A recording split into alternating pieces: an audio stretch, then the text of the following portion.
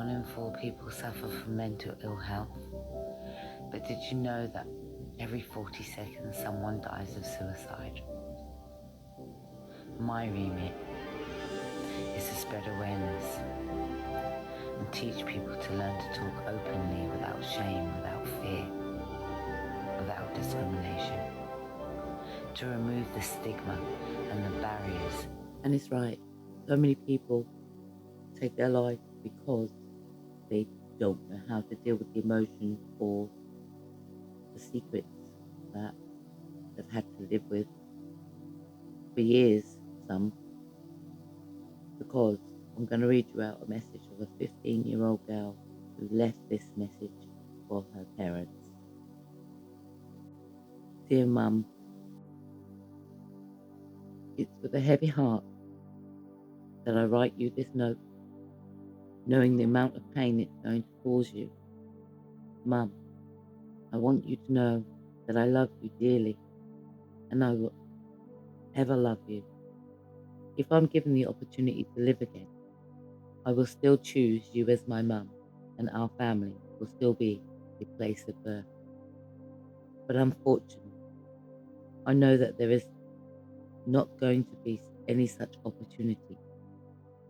Mum, I didn't want to do this, but I was compelled by circumstances beyond my control to take the plunge.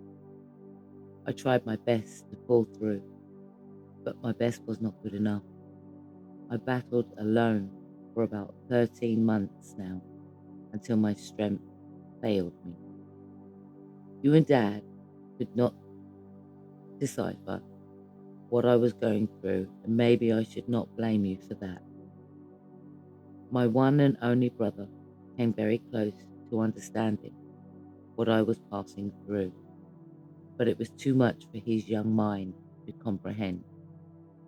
Mum, I know you and Dad loved me and did everything that you could to prove that to me, but I was not feeling love. You provided for me more than I even wanted. Took me to places that most of my mates have not even heard of yet. Despite all of this, my heart was longing for love. I needed someone who would love me for who I was. I needed someone who could reach to the depth of my soul and fill the vacuum there. The material provision you spoiled me with could not do that, and I was alone all the while, despite the fact that we laughed together and had a gist as a family. Then came the last straw that broke the camel's back. Your brother, Uncle Tony, who came to live with us, made me to believe that he knew exactly what my soul was longing for: companionship. He chose to stay with me when you and Dad were too busy to notice my loneliness.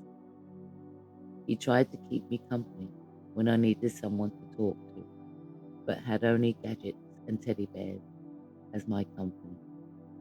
I was fooled to trust him, and he hacked into my foolishness, and he did it perfectly and deeply. Mum, your brother raped me and used me as a sex toy for 3-4 years. I expected you and Dad to notice, but none of you.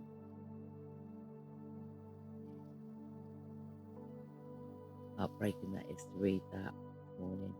Know that this person was only 15 years old and struggling with such a secret that there are no words to, when you as a victim and you're going through it, there are situations that you're fooled by.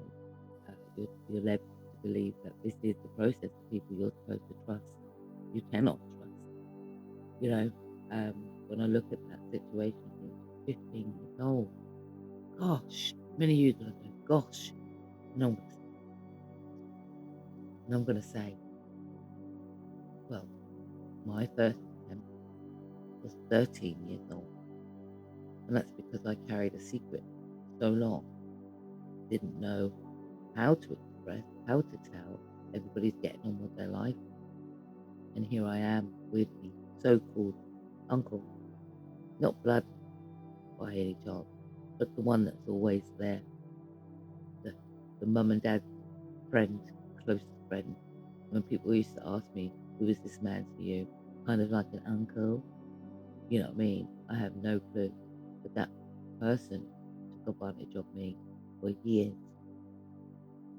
And like this young girl, she expected people that she loved and cared for to notice what they were doing to confront the person, but there are no words when you're going through this as a victim. It's hard to just say the very simple words. Oh, you're my uncle's doing this to me. It's hard when you're the victim. It's not as easy as people think it is, because sometimes you don't even know what it is that they're doing. You know, in a sense, they groom you, and that's hard. So I do say to people, you can't trust everybody. You have to look deep and talk to your children about these scenarios. So it gives them a platform to say, you know what, Mum, or Dad, there's a girl in our school that this is happening to. I've heard these things before, you know.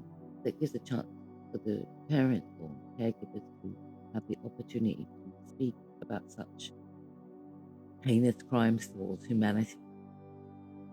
So, and the last thing that people want to do is end their unalive, I've got to be careful with the words I use nowadays, but unalive themselves because they feel trapped within and don't know where to turn with that information.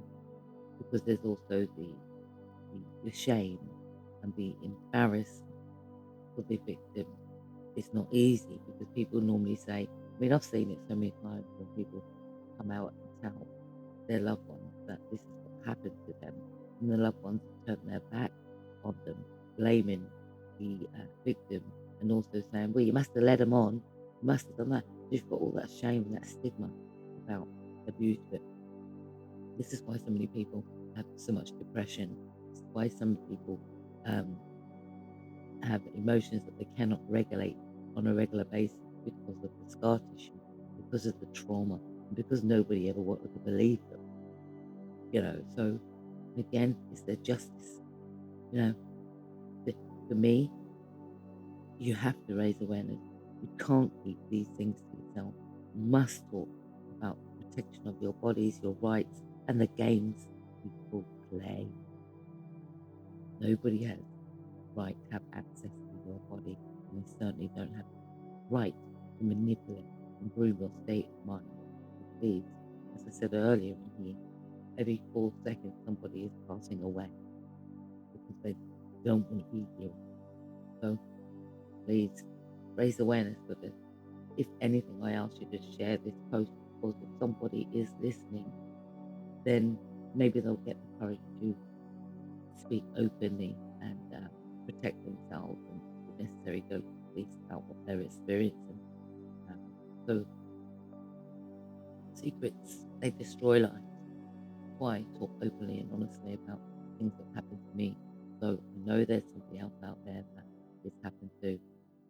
I'm just going to say, I'm glad you're still here, and may you have a peaceful but blessed life away from the trauma and the tragedy that you may have once experienced. Now that's mind over